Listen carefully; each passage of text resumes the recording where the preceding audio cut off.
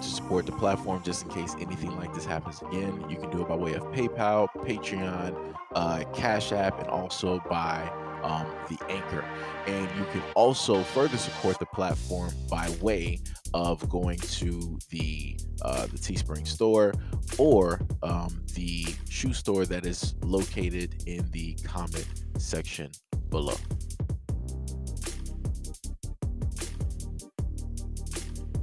15-year-old Jaheim McMillan was fatally harmed by police in front of a Family Dollar store in Gulfport, Mississippi on Oct. 6 officers claimed the young boy was carrying a firearm at the time of the shooting, but witnesses say the teen was unarmed. In a video shared on social media last month, content creator and activist Jolly Good Ginger gave an update on McMillan's case. The post began with cell phone footage recorded at the scene of the Family Dollar immediately following the shooting. An eyewitness passionately told a police officer that the child was running away when another cop aimed at him point blank. Ginger then explained that the witness was upset after seeing an officer erase an unarmed teenager without cause. The video also contained a screenshot of a CNN article stating that Gulfport Police Chief Adam Cooper said McMillan pointed a weapon in the direction of the officers. Ginger added that had Family Dollar made their security footage public, the case could have been resolved.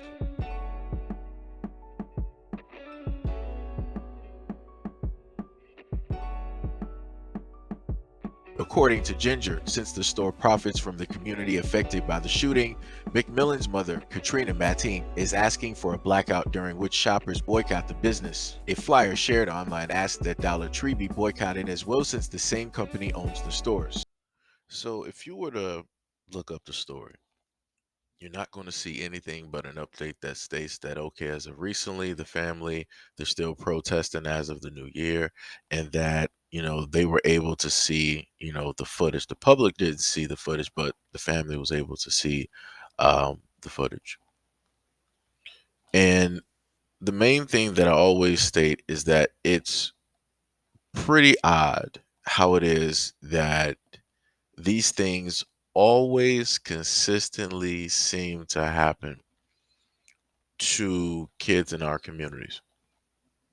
You don't really, in a sense, see this continuously day in and day out with other communities. Now, some people will say, well, that's because, kids in other communities got common sense. They don't walk around with their pants sagging.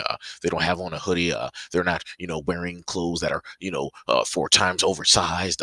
They're not listening to gangster rap and, wearing gang paraphernalia and throwing up all these hand signs. You know, that's what they like to say. That's what they like to use in order to overlook a problem, a problem that is in a sense caused by them, a problem that they enable, a problem that they have allowed to take place for the longest time possible. Because yet again, it has to do with the effect of depopulation. It has to do with the effect of erasure. It has to do with the fact of trying to put people into both extinction, into fear of using and being able to pull directly from their energy. Like I said before, one of the main things that I love to talk about, which is comic books and references, right? And the one that you see in front of you is the Green Lantern, right? Hal Jordan and Sinestro Corps, aka the Yellow Lanterns, and they both work off of a different type of power, right? The Green Lanterns work off of willpower; it comes from within. However strong you are internally, that will then come through with the ring, right? The ring is stated to be one of the most powerful weapons out of the whole DC universe, right? And it just depends on the user and their willpower. And then you have the Sinestro Corps, which they're strong within their own right, and they work off of fear. If they can, in a sense, push even a little bit of fear within their enemy will make them that much stronger. So if you are, in a sense, able to get a whole population, or let's say a whole planet, to, in a sense, fear you, you are pretty much near omnipotent at that moment in time. You are pretty much a god, right? And for me, that's what I feel that, Caucasian people are. They're part of that Yellow Lantern Corp. Their whole thing, they don't have any other power. Their whole power is, which is fear. One of the greatest weapons I've stated on this channel to ever be wielded, right? And depending on the user, it can be, quite detrimental. It can be, quite strong. And you can, in a sense, see at one point in time that fear was so great that, in a sense, they were gods, right? But that was only due to the fact of the people that, in a sense, worshiped them, not willfully, but out of fear.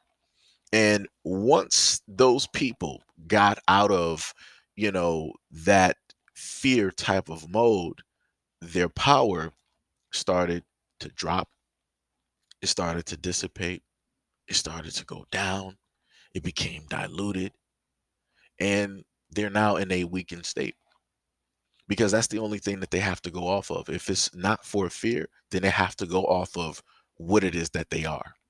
And what it is that they are is not even strong enough to, in a sense, wield the full power, of that ring.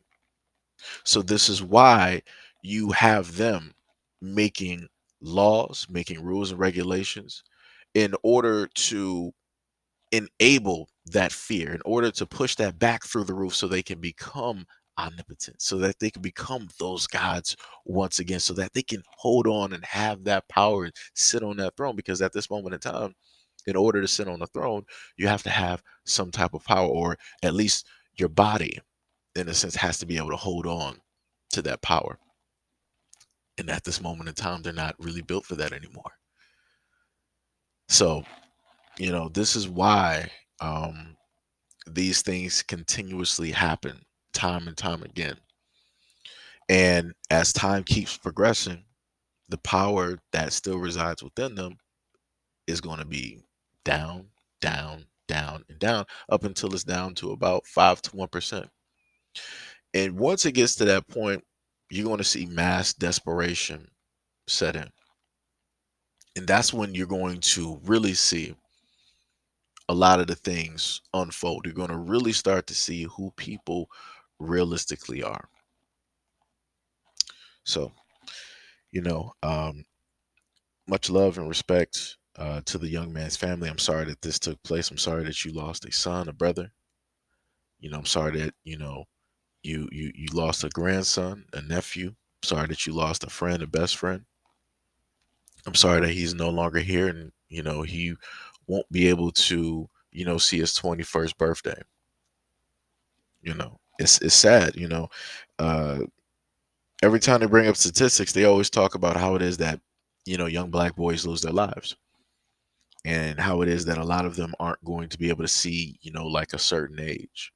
And they say that's due to the fact of, the community that he's in and the people that he hangs around. But throughout the time that I've been able to see social media, at least the stories that's broadcasted, a lot of instances where a lot of these young men never get a chance to see 21 or even above that is due to the fact of the police that are directly within the community and take said lives.